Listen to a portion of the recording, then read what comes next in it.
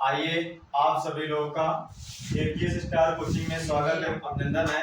आज हम लोग जुड़ चुके हैं ऑनलाइन क्लास में। एपीएस स्टार कोचिंग के ऑनलाइन क्लास में हम लोग जुड़ चुके हैं। देखेंगे आज का जो हमारा टॉपिक है वो क्या है। टॉपिक आपका वाक्य है। टॉपिक स्टार्ट करने से पहले आप सभी को नमस्कार, जय हिंद, जय भारत, वंदे मातरम। टॉपिक स्टार्ट हो जाए इससे पहले आप अपने दोस्तों को शेयर करें, चैनल को लाइक करें, सब्सक्राइब करें एंड बेल आइकन को दबा दें। चलिए हम स्टार्ट करते हैं। किसी प्रकार की कोई देरी न करके सीधा हम चर्चा करेंगे अपने टॉपिक पे, अपने विषय पे चर्चा करेंगे। आज का जो हमारा टॉपिक है वास्तव में बहुत ही महत्वपूर्ण है, जो हमारे सिलेबस के दृष्टिकोण से भी महत्वपूर्ण है। वाक्य। अब वाक्य क्या होता है इसको हम जानेंगे। पहले वाक्य किसे कहते हैं, वाक्य की परिभाषा क्या होती है, वाक्य के अंग कितने होते हैं, वाक्य के भेद कितने होते हैं और वाक्य के तत्व कितने होते हैं, ये सारी चीजें आज हम जानेंगे। तो सबसे पहले तो हम जानें कि वाक्य की परिभाषा क्या होती है।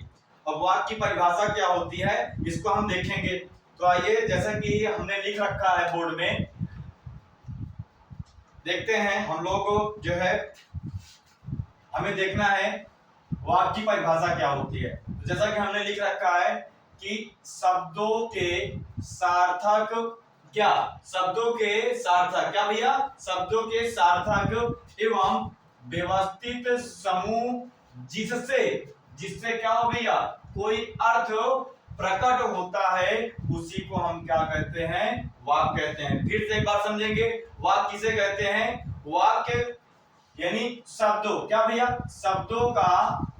शब्दों के सार्थक एवं व्यवस्थित समूह जिससे क्या हो, कोई अर्थ प्रकट होता है, उसी को हम लोग क्या कहते हैं भैया, वाक्य कहते हैं। यानी शब्दों के सार्थक समूह एवं व्यवस्थित समूह को ही क्या कहा जाता है, वाक्य कहा जाता है, लेकिन उसमें कोई आपका अर्थ प्रकट होना चाहिए। आइए अब हम बात करेंगे कि वाक्य के अंग कितने होते हैं। क्या बात करेंगे कि वाक्य के अंग कितने होते हैं।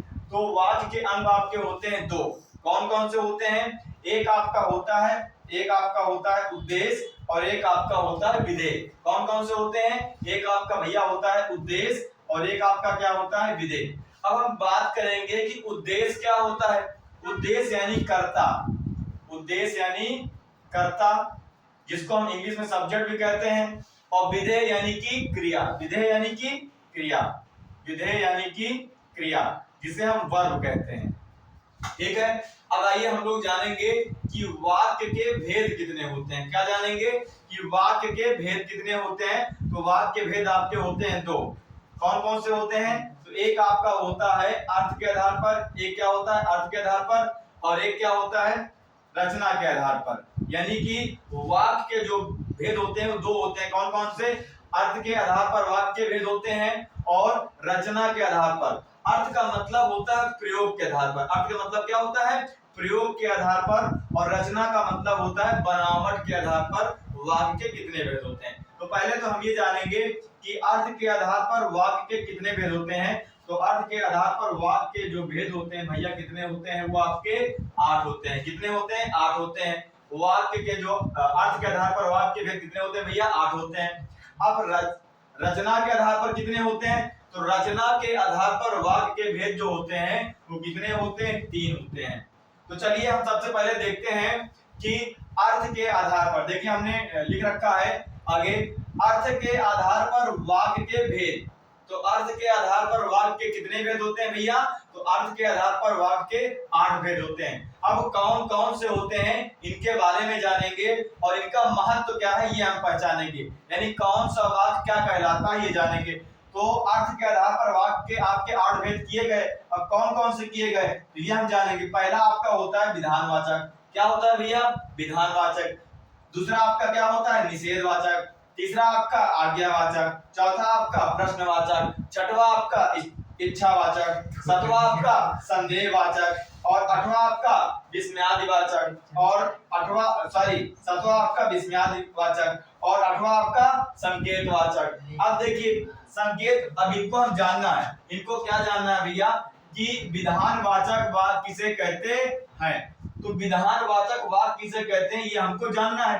तो सबसे पहले हम जानेंगे कि जैसे मान लीजिए हमने कोई एक वाक्य लिख दिया, क्या लिख दिया कि राम घर जाता है, ये एक वाक्य तो है, राम घर जाता है, ये क्या भैया एक वाक्य है, राम घर जाता है ना, एक वाक्य तो लिखा है, ये पूरा एक क्या है, एक वाक्य है, यानी कि ये पूरा आपका एक सेंटेंस है, यानी वाक्य है। अब वाक्य कैसे बनता है, तो शब्दों के समूह से, तो देखा जाए तो एक शब्द क्या है, राम है, एक शब्द घर है, एक शब्द क्या है, जाता है, एक शब्द क्या है आपका है। तो ये शब्दों के सार्थक समूह को ही क्या कहते हैं, वाक्य कहते हैं। लेकिन अगर इसी वाक्य में अगर कह दिया जाए ये राम कौन सा पद है, अगर हम कहते हैं भैया राम कौन सा पद है, तो राम आपका तब हो जाएगा, क्या हो जाएगा, राम आपका हो जाएगा कर्ता पद, क्या हो जाएगा आपका कर्ता पद हो जाएगा। अगर हम कह दें कि घर कौन सा पद है, तो घर आपका हो जाएगा कर्म पद, क्या हो जाएगा आपका, घर आपका कर्म पद हो जाएगा। अगर हम कह दें जाता क्या हो जाएगा, तो जाता भैया आपका क्रियापद हो जाएगा, क्या हो जाएगा, क्रियापद हो जाएगा। और हम कह दें कि है क्या है शब्द क्या है, तो ये आपका सहायक क्रियापद हो जाएगा, क्या हो जाएगा, सहायक क्रियापद हो जाएगा। ठीक, अब देखिए राम भी एक शब्द है, घर भी एक शब्द है, जाता भी एक शब्द है भी एक शब्द है, तो ये सब क्या है, पद है। लेकिन कैसे पद है, राम एक कर्ता पद है, घर एक कर्म पद है, जाता एक क्रियापद है और है एक सहायक क्रियापद है। तो इसी प्रकार आपका यदि अब हम बात करेंगे कि अर्थ के आधार पर वाक्य के भेद कितने होते हैं, अर्थ होते हैं। तो पहला हमने आपसे बताया कि विधानवाचक, यानी जहां क्रिया का होना पाया जाए, जैसे कि श्याम घर जाता है, तो क्रिया संपन्न हो रही ना, यानी श्याम घर जा रहा है। अब हम दूसरा देखते हैं कि निषेधवाचक, निषेध का मतलब होता है मना करना, यानी जहां क्रिया ना हो। देखिए हमने आगे लिख भी रखा है कि जहां क्रिया ना होना, यानी जहां क्रिया का ना होना पाया जाए उसे हम क्या कहते हैं कि निषेधवाचक कहते हैं। और जैसे हम कहते हैं कि श्याम घर नहीं जाता है, ये कैसा वाक्य है, तो ये वाक्य आपका कहलाएगा निषेधवाचक वाक्य या निषेधात्मक वाचक भी कह सकते हैं। ठीक है, तो ये आपका निषेधवाचक वाक्य कहलाएगा, जबकि यहाँ क्रिया तो हो रही लेकिन क्रिया नहीं दिखाई जा रही है, यानी घर नहीं जा रहा है।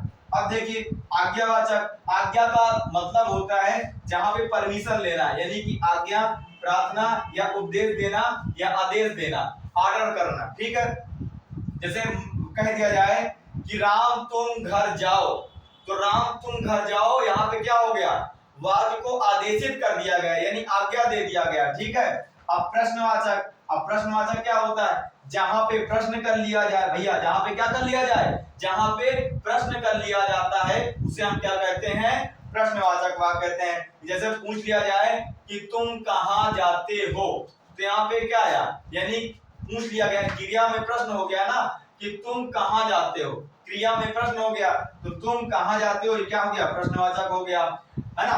अब देखिए इच्छावाचक, अब इच्छावाचक क्या होता है, जहां पे इच्छा या शुभकामना क्या की जाती है, प्रेषित की जाती है। जैसे आप खूब फलो बोलो, तो यहाँ हमारी शुभकामना, यानी ये वाक्य कैसा है, इच्छावाचक है, यानी हम ये चाह रहे हैं कि आप खूब फलो बोलो, यानी हम आपको शुभकामना दे रहे हैं, आशीर्वाद दे रहे हैं। अब आइए संदेहवाचक, संदेहवाचक क्या होता है, जहां पे संभावना यानी संदेह प्रकट किया जाता है उसे हम क्या कहते हैं, संदेहवाचक। इसका एग्जांपल देखते हैं कि जैसे एग्जांपल हमने देख लिया कि संदेहवाचक क्या आपका होता है, संदेह जहां पे आपका डाउट वाली बात होती है कि ये यहाँ पे क्या रखा है। ठीक है, तो यहाँ पे क्या रखा है, यानी कि ये डाउट है, संदेह कर रहा है। अब देखिए विस्मयादिवाचक का मतलब होता है जहां पे आश्चर्य की बात की जाए। आश्चर्य क्या होता है, अब आश्चर्य हम समझेंगे। आश्चर्य का मतलब होता है काश मैं पढ़ लेता तो पास हो जाता।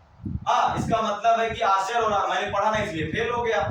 तो अब संकेतवाचक, संकेतवाचक का मतलब होता है शर्त, यानी जहां पे शर्त रखी जाती है, यानी कहने का मतलब ये हुआ कि यदि वर्षा हो जाती तो फसल न सूखती, यानी एक वाक्य दूसरे वाक्य पे क्या होता है, इसमें निर्भर करता है, यानी एक काम दूसरे काम पे निर्भर करता है। यानी अब देखिए हम लोग देखेंगे रचना के आधार पर वाक्य के भेद, क्या देखेंगे भैया, रचना के आधार पर वाक्य के भेद, क्या देखेंगे, रचना के आधार पर वाक्य के भेद। अब अगर हम पूछें कि रचना के आधार पर वाक्य के भेद कितने होते हैं, तो कितने होते हैं? 3 होते हैं। अब कौन कौन से होते हैं? तो पहला आपका सरल वाक्य, दूसरा आपका संयुक्त वाक्य, तीसरा आपका मिश्र वाक्य। इसको इंग्लिश में कहते हैं सिंपल सेंटेंस, संयुक्त को कहते हैं कंपाउंड सेंटेंस और मिश्र को कहते हैं कॉम्प्लेक्स सेंटेंस। ठीक है, अब हम लोग देखेंगे, अगर अब बात की जाए कि सरल वाक्य किसे कहते हैं, यानी सरल वाक्य जहां पर जिस वाक्य में एक ही क्रिया संपन्न होती है वहां पे क्या हो जाता है भैया?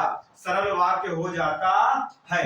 यानी हम कहें, ये भी कह सकते हैं कि जहां पे एक ही क्रिया संपन्न हो वहां पे क्या होता है? सरल वाक्य होता है। जैसे कर्ता कहीं भी हो सकते हैं, कर्ता से कोई मतलब नहीं, कर्ता 2 भी हो सकते हैं। जैसे राम और श्याम घर जाते हैं, तो जाना क्या हो गई? क्रिया हो गई। तो राम और श्याम दोनों घर जाते हैं, तो जाना क्रिया हो, यानी क्रिया एक ही संपन्न हुई। जैसे हमने देखो एग्जांपल लिखा है कि राकेश खाता है, तो यहाँ पे जो खाना शब्द है हमने लिख रखा है कि जो यहाँ पे खाना है ये क्या है? खाना एक क्या है? खाना एक क्रिया शब्द है।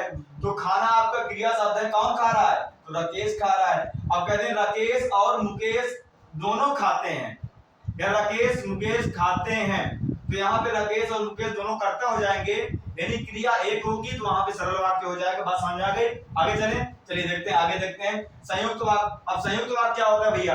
तो जहां पे 2 या 2 से अधिक क्रिया हो वहां पे आपका क्या होता है? संयुक्त वाक्य होता है।